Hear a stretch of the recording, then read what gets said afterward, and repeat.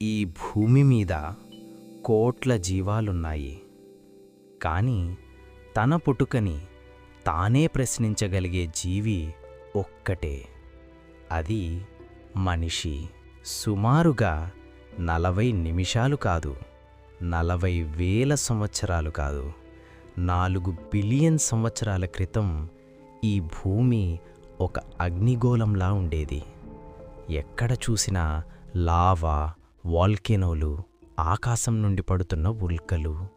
అప్పుడు జీవమనే మాటే లేదు. కాలం గడిచింది. భూమి మెల్లగా చల్లబడింది. వర్షాలు పడ్డాయి, సముద్రాలేర్పడ్డాయి, గాలి వచ్చింది, వాతావరణం మారింది. అప్పుడే భూమి ఒక ప్రశ్న అడిగింది. ఇక్కడ జీవం ఉండగలదా? ఆ ప్రశ్నకి సమాధానంగా మొదటిసారి పుట్టింది మనిషి కాదు, జంతువు కాదు, ఒక చిన్న కణం. కంటికి కనిపించని ఒక జీవం. అదే ఈ భూమి మీద మొదటి జీవం. లక్షల సంవత్సరాలు గడిచాయి. ఒక కణం 2 అయ్యింది, 2 వేలయ్యాయి. నీటిలో జీవం భూమి మీదకు వచ్చింది. చేపలు, జంతువులు, కోతులాంటి జీవాలు. ఇదంతా ఒకే రోజు జరగలేదు. ఇది మార్పు ప్రయాణం, ఎవల్యూషన్. అడవుల్లో నడుచుకుంటూ మన పూర్వీకులు కనిపించారు. వాళ్ళు మాట్లాడలేదు, వాళ్ళు రాయలేదు.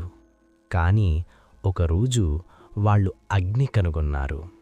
ఆ రోజు నుండి మనిషి ఇతర జీవాల నుండి వేరయ్యాడు. ఇతర జంతువులకి బలం ఉంది, వేగం ఉంది. కానీ మనిషికి ఒక ప్రత్యేకత వచ్చింది. ఆలోచన. ఎందుకు జీవిస్తున్నాను? రేపేమవుతుంది? నేనెవరు? ఈ ప్రశ్నలు ఏ జంతువు అడగలేదు.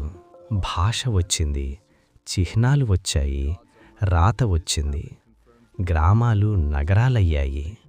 అడవిలో ఉన్న మనిషి ఇప్పుడు నక్షత్రాలను చూస్తున్నాడు. ఎవల్యూషన్ మన శరీరాన్ని వివరించగలదు, కానీ మన ప్రశ్నలను కాదు. మనిషి ఎందుకు అర్థాన్ని వెతుకుతున్నాడు?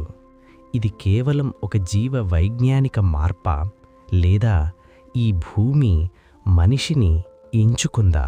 ఈ భూమి మీద జీవం పుట్టడం యాదృచ్ఛికమై ఉండొచ్చు, కానీ తన పుట్టుకని ప్రశ్నించగలిగే జీవి పుట్టడం యాదృచ్ఛికం కాదు. ఇలాంటి నిజాల వెనక దాగి ఉన్న రహస్యాల కోసం ఈ ఛానల్ని సబ్స్క్రైబ్